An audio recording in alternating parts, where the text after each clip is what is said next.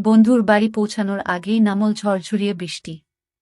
কাকভেজা হয়ে ওদের বাড়ির সামনে এসে দেখি ওর বাইকটা নেই। তার মানে শয়তানটা চলে গেছে আমাকে না নিয়েই। এও রাগ হলো যে বলার নয়। ছুটির দিন দুপুরবেলায় কোথায় ঘুমাবো তার বদলে ভিজে চান করে রাস্তায় দাঁড়িয়ে আছি। এখন বাড়ির সবাই ও শুয়ে পড়েছে, ডাকাডাকি করলে কপালে বিস্তর বকাচকা আছে। দুপুরটা এখানেই কাটাতে হবে। এ বাড়িতে রাহুল ছাড়াও ওর দিদি অপর্ণা থাকে, আর ওদের কাজের লোক পূর্ণিমাদি। নাম ধরে বেশ কয়েকবার ডাকাডাকি করলাম, কিন্তু বোধহয় বৃষ্টির জন্যই কেউই বের হল না।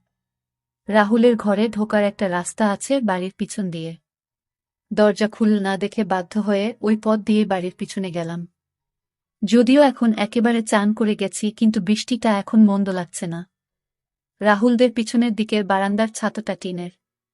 তার উপর বড় বড় বৃষ্টির ফোঁটা পড়ে একটা অদ্ভুত সুন্দর শব্দ হচ্ছে। সরু গলি পেরিয়ে কলঘরের পাশে এসেও ডাকলাম, কেউ সাড়া দিল না। উঠোনটা পেরিয়ে বারান্দায় উঠেই যা দেখলাম তাতে চক্ষু চড়কগাছ হয়ে গেল। অপর্ণাদি কলঘরে বসে কাপড় কাচছে। বৃষ্টি আর কলের জলের শব্দে বোধহয় আমার গলা শুনতে পায়নি। একটা সুতোও নেই। জুড়ে বিন্দু বিন্দু জলের ফোঁটা। ভেজা চুল ছড়িয়ে আছে পিঠময়। কয়েক মুহূর্তের দেখা, কিন্তু তাতেও লাল সুতোর মাদুলি আর পায়ের কালো চুলের রাশি আমার চোখ এড়াল না। হঠাৎই অপর্ণাদির চোখ পড়ল আমার উপর। বিটু, কি করছিস এখানে? লাফিয়ে উঠে আড়ালে চলে গেল অপর্ণাদি। আমি চোখ নামিয়ে নিলাম। আমি এখনই এসেছি। আমি অনেকবার ডাকলাম, কেউ সাড়া দিল না তাই। গলা কাঁপছে আমার। ওখানে দাঁড়িয়ে আছিস কেন? ভিতরে চলে যা। আমি পুরো ভিজে গেছি অপুদি। তাতে কি? জামা প্যান্টটা ওখানে ছেড়ে ভিতরে যা। ঘরে তোয়ালে আছে, নিয়ে নে। ভয় নেই, ভিতরে কেউ নেই। একটা কথা ছিল। কি? আমি একবার ভিতরে আসব। সারা গায়ে ধুলো লেগে আছে। আয়। কিছুক্ষণ চুপ করে অপর্ণাদি বলল। আমি আস্তে আস্তে কলঘরে ঢুকলাম মাথা নিচু করে। চৌবাচ্চা থেকে জল নিয়ে ঝাপটা মারলাম মুখে। তারপর ঘুরে বেরিয়ে আসার মুখে অপর্ণাদির গলা শুনলাম। ও কি হল? ভালো করে ধুয়ে নে গা হাত পা। এখানেই ছেড়ে রাখো। আমি ধুয়ে দিচ্ছি। এবার যেন অজান্তেই তাকিয়ে ফেললাম অপুদির দিকে। একটা ভেজা আগেকার ঢাকা। তাতে ঢেকেছে বটে, কিন্তু আকর্ষণ বেড়ে গেছে কয়েক গুণ। ভেজার কারণে আরও স্পষ্ট হয়ে উঠেছে কি হল। তাড়াতাড়ি কর বিল্টু। কতক্ষণ এভাবে দাঁড়িয়ে থাকব? আমি মাথা নিচু করে শার্ট আর গেঞ্জি খুলে মেঝেতে রেখে বেরিয়ে আসতে যাব, এমন সময় আবার অপুদি বলে উঠল, ছেড়ে রেখে বেরিয়ে যা। আমি পিছন ফিরে আছি। অপুদি সত্যি পিছন ফিরল কিনা তা দেখার আর সাহস হল না। কোনো রকমে তা থেকে নামানোর সময় আর এক বিপত্তি ঘটল। বৃষ্টিতে গায়ের সঙ্গে আটকে থাকা নেমে গেল। তাড়াতাড়ি সেটা তলার আগেই পিছনে খিলখিলিয়ে উঠল অপুদি। বেশ বুঝলাম তার সততা। শোধ তুললে? আচমকাই মুখ ফসকে বেরিয়ে গেল কথাটা। বেশ করেছি। যা পালা। অপর্ণাদির গলার স্বরে একটা মজার আভাস পেলাম। ভয় আর শিরশিরানিটা একটু কাটল। নিজেই নিজেকে প্রশ্ন করলাম, তাহলে কি অপর্ণাদি ইচ্ছা করেই এখানে ঢুকতে দিল আমাকে? এক পায়ে ভর দিয়ে জিজ্ঞাসা করলাম। জেঠু জেঠিমা নেই? না, পুরানো বাড়িতে গেছে। পূর্ণিমাদি? সকলের খোঁজ করছিস কেন? এমনি। অনেকক্ষণ ধরে ডাকছিলাম, কেউ বেরো না তো, তাই। তাই তো তুই সিনেমা দেখার সুযোগ পেলি ফ্রিতে।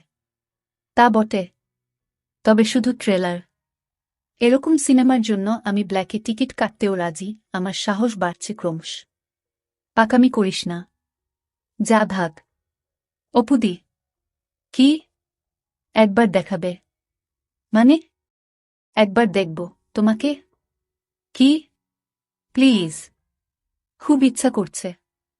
বেরো এখনই। প্লিজ দিদি, এরকম সুযোগ আর পাব না। দেখাচ্ছি মজা। এক ধাক্কায় আমাকে বের করে কলঘরের দরজা বন্ধ করে দিল অপুদি। আমি হতাশ হয়ে ঘরে এলাম। রাহুলের ঘর থেকে একটা তোয়ালে নিয়ে রাখলাম। রাহুলের ঘরের বারান্দা থেকে নিচেটা দেখা যায়। এখানে বসে বেশ কয়েকবার আড়াল থেকে আমরা পূর্ণিমাদির পানি বের করা দেখেছি। বারান্দায় সরে এসে নিচের দিকে তাকিয়ে রইলাম। মিনিট 10 পরেই স্নান সেরে বেরোল অপর্ণাদি। পরে গামছা ছাড়া আর কিছু নেই। ওইভাবেই উঠোন পেরিয়ে পিছনের দিকের দরজাটা বন্ধ করে উপরে উঠে এল। আয়নার সামনে নিচু টুলে বসল অপুদি। আমি পাউডারের কৌটো থেকে হাতের তালুতে পাউডার ঢাললাম, তারপর অপুদির পিঠে দিলাম। আমি আস্তে আস্তে হাতটা নামালাম। তোয়ালেতে আটকে যাচ্ছে অপুদি। অপুদি কিছু না বলে তোয়ালের গিঁটটা খুলে দিল। তারপর আমাকে ঠেলে সরিয়ে উঠে দাঁড়াতেই তোয়ালেটা শুকনো পাতার মতো খসে পড়ল। দেখবি বলছিলি না? দেখ, কি দেখবি?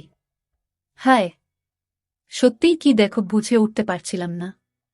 এত কাছে একেবারে অপর্ণাদি।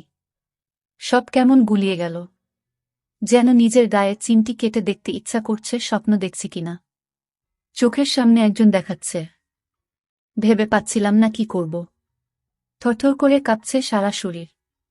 চোখ সবকিছু দেখতে চাইছে, কিন্তু কেন জানি না সাহস করে উঠতে পারছি না। কি হলো? দেখবি না? নরম গলায় বলল অপুদি। তাকা, তাকা বলছি আমার দিকে। আস্তে আস্তে চোখ তুললাম। অপুদিকে ভীষণ লাগছে সেটা বলাই বাহুল্য। টানা টানা চোখ, জোড়া ভ্রু, সব মিলিয়ে অনেকটা দক্ষিণী সিনেমার নায়িকাদের মতো দেখাচ্ছে। ভেজা চুল ছড়িয়ে আছে চুলের মধ্যে, ঘাড়ে কাঁধে এখনো জলের ফোঁটা লেগে রয়েছে।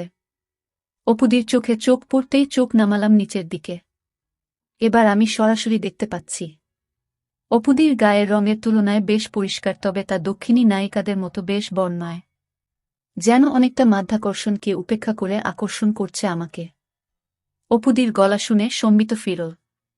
তাকালাম ওর মুখের দিকে। কি রে, বললি না তো? কেমন? খুব সুন্দর। একটু ধরব? পারমিশন নিচ্ছিস? যদি দাও।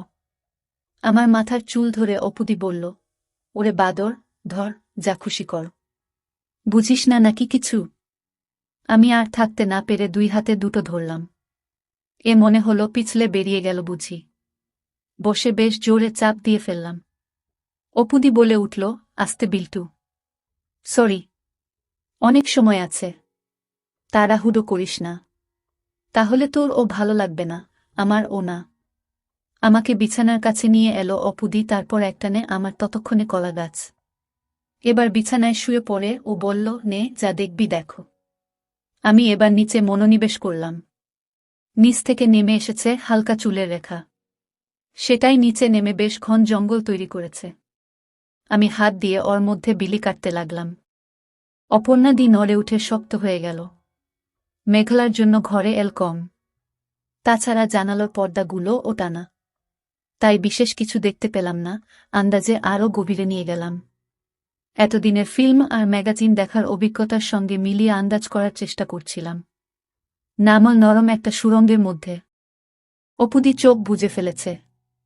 শ্বাস পড়ছে ঘন ঘন। বেশ বুঝছি ও খুব এনজয় করছে। তাড়াহুড়ো করার কোনো মানে হই না। আমি এবার আমার নামিয়ে আনলাম। ভালো লাগছে অপুদি? কি? বাথরুম? এখন? প্লিজ। খুব জোরে পেয়েছে। এখন নিচে নামতে হবে না। এদিকে আয়। বাধ্য ছেলের মতো অপুদিকে অনুসরণ করলাম। বারান্দার এক কোণে এসে পাল্লাটা খুলে দিল। বলল, এখানে করে নে। বৃষ্টিতে ধুয়ে যাবে। বারান্দার এদিকটা গাছে ঘেরা, তাছাড়া বৃষ্টির তোরে এখন চারদিক সাদা হয়ে আছে। গ্রিলের ফাঁক দিয়ে শাবল গলিয়ে দিলাম। হঠাৎ পিঠে নরম কিছুর। দেখলাম পিছন থেকে আমাকে ধরেছে অপুদি। ও, কি রে, আমি আকর্ষণীয় তো? ভালো লাগলো দেখে। খু উ ব কোনোক্রমে বললাম আমি। তারপর থেকে আমরা এখনো উঠিনি। আমি প্রশ্ন করলাম, রাহুল কখন ফিরবে? 5:30টার আগে নয়। তোদের ম্যাচটা আজ হচ্ছে না। রাহুল বাকিদের সাথে সিনেমায় গেছে। পূর্ণিমাদি ও ওখানেই গেছে। তুমি জানতে আমি এসব? না তো। তাহলে? কি তাহলে? এত সুযোগ করে দিলে আমাকে। তুই তো বারান্দাতেই আমাকে দেখে নিয়েছিস। আর আড়াল করে কি লাভ? বাথরুমে তোর দেখে খুব লোভ হলো। চান করতে করতে ভাবছিলাম কি করব। শেষ পর্যন্ত করেই ফেললাম। তুমি খুব সুন্দর অপুদি। তুইও। সর দেখি। নামব। কেন? বাথরুমে যাব। আমিও যাব। তাহলে যা, আগে ঘুরে আয়। আমি যাব না। তুমি করবে সেটা দেখতে যাব। ভ্যাট। যাবই, তুমি তো আমারটা দেখলে। না, আমি দেখব না। অনেক অনুরোধ ও শেষ পর্যন্ত রাজি করলাম অপুদিকে। বাথরুমে আলো জ্বালিয়ে ও আমার মুখোমুখি বসল। তারপর চোখ বন্ধ করে কাজ করতে শুরু করল। ওর পায়ের ফাঁকের কালো জঙ্গলের মধ্য থেকে জলের ধারা বেরিয়ে এলো, প্রথমে অল্প, তারপর কলকলিয়ে। অপুদি। কি? চান করবে একসাথে? করব, তবে আজ না। অন্যদিন। তুই ওপরে যা, আমি আসছি। যাক, তাহলে ভবিষ্যতেও সুযোগ আছে। এটুকু নিয়ে আবার ওপরে উঠে এলাম আমি। দ্বিতীয় সুযোগটাও আচমকাই এলো। 2 দিন আগে অপুদি হঠাৎ আমার বাড়ি এসে হাজির। সোজাসুজি একেবারে মার কাছে। আমি প্রথমে একটু ভয়ই পেয়েছিলাম। তারপর আড়ি পেতে দুজনের কথা শুনলাম। সেকিরে, কবে হলো? কাল রাতে ফোন এসেছিল। সকালেই মা, বাবা আর ভাই চলে গেছে। একেবারে হঠাৎ তো। তা বটে। বাড়ি তো আর ফাঁকা রাখা যাবে না। তাছাড়া আমার টিউশনগুলোও আছে। তাই আমাকে থাকতেই হলো। তুমি একটু বিল্টুকে বলো, ওর খুব অসুবিধা না হলে যেন এই 3 দিন যদি রাতটুকু আমাদের বাড়িতে গিয়ে থাকে। অসুবিধা আবার কিসে? দিনরাত আড্ডা মেরে বেড়াচ্ছে। ওকে কি আমি একবার জিজ্ঞাসা করব? না না, তোকে কিছু জিজ্ঞাসা করতে হবে না। ও যাবে। তাহলে বলো রাতের খাওয়াটা আমার সাথেই খেয়ে নেবে। আমাদের তো রান্নার লোক করে দিয়ে যায়, অসুবিধা হবে না। ঠিক আছে। আসি তাহলে। সে কি? কিছু খাবি না? না গো, একটা ব্যাচ বসিয়ে এসেছি। রিক্সা দাঁড়িয়ে আছে। যা তাহলে, সাবধানে যাস। অপুদি বেরোনোর আগেই আমি এক দৌড়ে নিচে নেমে এলাম। অপুদি যাবার সময় আমার দিকে মুচকি হেসে বেরিয়ে গেল। আমিও হাসলাম। মায়ের হুকুম অনুযায়ী রাত 8টা নাগাদ সাইকেল নিয়ে রাহুলদের বাড়ির দিকে রওনা দিলাম। অবশ্য যাবার আগে একটু কপট আপত্তিও করেছি। আমাকে কেন? ধুর, অন্যের বাড়ি রাতে থাকতে ভালো লাগে না। এইসব আর কি। কিন্তু মা বলল, একটা মেয়ে বাড়িতে একা থাকবে। তোর কি কোনো কাণ্ডজ্ঞান নেই? আপত্তি না বাড়িয়ে আমি বেরিয়ে এলাম। পৌঁছাতে 5 মিনিটের বেশি লাগল না। অপুদি দোতলার বারান্দায় দাঁড়িয়েছিল। আমায় দেখে নিচে নেমে এসে দরজা খুলল। আমি সাইকেলটা সিডির নিচে রেখেই ওকে পিছন থেকে। অপুদি বোধহয় সবে স্নান করেছে। চুল এখনো ভিজে। 2 হাত দিয়ে ধরে ঘাড়ে আদর খেতে লাগলাম। অপুদি কিছুক্ষণ পরে বলল, আর না। রান্নাঘরে পূর্ণিমা দিয়াছে। দুজনে ওপরে উঠে এলাম। ঘরে টিভি চলছে। চ্যানেল পাল্টে পাল্টে কিছুক্ষণ টিভি দেখার পর পূর্ণিমাদি এসে জানালো তার কাজ শেষ। অপুদি নিচে গিয়ে দরজা দিয়ে এসে কাউকে ফোন করল। সম্ভবত রাহুলকে, কারণ হ্যাঁ, সব ঠিক আছে। চিন্তা করিস না। বিল্টু থাকবে। বাবা মার খেয়াল রাখিস, এই কথাগুলো কানে এলো। ফোন রেখে ঘরে এসে অপুদি জিজ্ঞাসা করল, কি রে? কিছু খাবি এখন? হ্যাঁ, তোমাকে। খুব পেকেছিস। দাঁড়া, তোর হচ্ছে। বারান্দার জানালাগুলো বন্ধ করে অপুদি পাশের ঘরে চলে গেল। আমার আর তর সইছে না। বুকের মধ্যে কেমন একটা করছে। গলা শুকিয়ে আসছে। ঠিক ভেবে উঠতে পারছি না যে অপুদির মতো আপাত গম্ভীর একজন মেয়ে আমাকে ডেকে এনেছে। কয়েক মিনিট পরেই ও ঘর থেকে অপুদি ডাক দিল, আয়, এ ঘরে আয়। পাশের ঘরে গিয়ে বেশ অবাক হলাম। এর মধ্যেই অপুদি ঝুল হাঁটু অবধি। সারা ঘরে একটা হালকা ধূপের গন্ধ। অপুদি টিউব নিভিয়ে দিল। এই পরেই থাকবি নাকি? না, শর্টস আছে ভিতরে। এ ঘরেও একটা টিভি আছে। সেটাতে নির্বাক যুগের ছবির মতো শাহরুখ খানের কোনো সিনেমা চলছে। খেয়াল করলাম সবটা জানালা বন্ধ, পর্দা টানা। জামা প্যান্ট চেয়ার এর ওপর রেখে বিছানায় গিয়ে বসলাম। অপুদি টিভি বন্ধ করল। এখন শুধু ও ঘরে জ্বলে থাকা টিউবের আলো এ ঘরে আবছাভাবে আসছে। অপুদি ফিসফিসিয়ে বলল, কি হলো? তখন তো সিডির তলাতেই শুরু করেছিলি, এখন চুপ কেন? ভাবছি। কি? 2টো কথা। শুনি। 1 নম্বর, যা হচ্ছে সেটা সত্যি না স্বপ্ন।